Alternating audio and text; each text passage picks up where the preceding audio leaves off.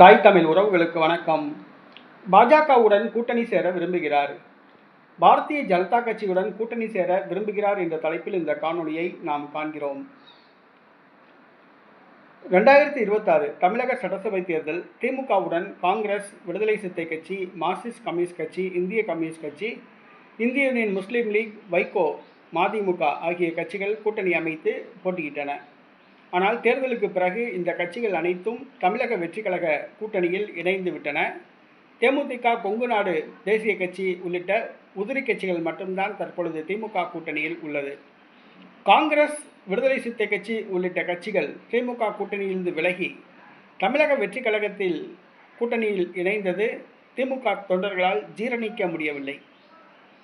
அவர்கள் மிகவும் கோபத்தில் உள்ளார்கள். கடந்த 10 ஆண்டுகளுக்கு மேலாக திமுக கூட்டணியில் இருந்து காரியம் சாதித்தவர்கள் தற்பொழுது திமுக தோல்வி அடைந்தவுடன் எதிரணிக்கு மாறியுள்ளார்கள். 5 ஆண்டு கால திமுக ஆட்சியில் திமுகவுடன் கூட்டணி அமைத்து பெட்டி வாங்கியவர்கள், திமுக ஆட்சியில் காரியம் சாதித்தவர்கள் இந்த காங்கிரஸ் கட்சியினர், விடுதலை சிறுத்தை கட்சியினர், கம்யூனிஸ்ட் கட்சியினர், இந்திய யூனியன் முஸ்லீம் லீக், மதிமுக, வைகோ. ஆனால் தற்பொழுது அடுத்த 5 ஆண்டுகள் தமிழக வெற்றிக் கழகம் ஆட்சி செய்வதால் தமிழக வெற்றிக் கழகம் பக்கம் போய்விட்டனர். இது திமுக தொண்டர்களுக்கு மிகப்பெரிய அதிர்ச்சியை கொடுத்துள்ளது. திமுக தொண்டர்கள் பழிவாங்கும் மனத்துடன் உள்ளனர். நமக்கு துரோகம் செய்துவிட்டு சென்ற இந்த காங்கிரஸை மீண்டும் ஆட்சியில் அமர்த்தக்கூடாது. இந்த விடுதலை சிறுத்தை கட்சி, கம்யூனிஸ்ட் கட்சிகள் ஆகியவை மீண்டும் வெற்றி பெறக்கூடாது. ஆக தற்பொழுது தமிழக அளவிலும் தேசிய அளவிலும் திமுக தனித்து விடப்பட்டுள்ளது. காங்கிரஸை பழிவாங்கியே வேண்டும், காங்கிரஸை பழிவாங்கியே தீர வேண்டும் என்று திமுக தொண்டர்கள் விரும்புகின்றனர். இனி எந்த காலத்திலும் தமிழ்நாட்டில் காங்கிரஸ் கட்சியுடன் திமுக ஒட்ட உறவோ வைக்கக்கூடாது. காங்கிரஸை பழிவாங்க வேண்டும் என சொன்னால் பாஜகவுடன் கூட்டணி வைத்தால்தான் காங்கிரஸை பழிவாங்க முடியும்.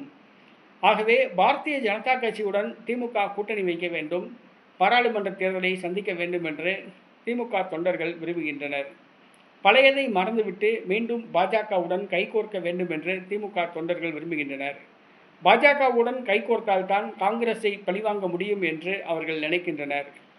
இது மு.க. ஸ்டாலினுக்கு மிகப்பெரிய ஒரு தலைவலியை கொடுத்துள்ளது. தேசிய அளவில் மு.க. ஸ்டாலின் திமுக தனித்து விடப்பட்டுள்ளது. பாஜகவுடன் இணைய வேண்டும்.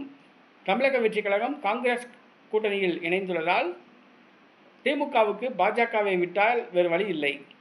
பாஜகவுடன் இணைந்து பாராளுமன்ற தேர்தலை சந்திப்பதா அல்லது 3வது அணியாக தனித்து சந்திப்பதா என்பது மு.க. ஸ்டாலினுக்கு தெரியவில்லை. தற்பொழுது மதில் மேல் பூனையாக உள்ளார் மு.க. ஸ்டாலின். ஆனால் திமுக தொண்டர்களோ பாஜகவுடன் கூட்டணி சேர தயாராகி வருகின்றனர்.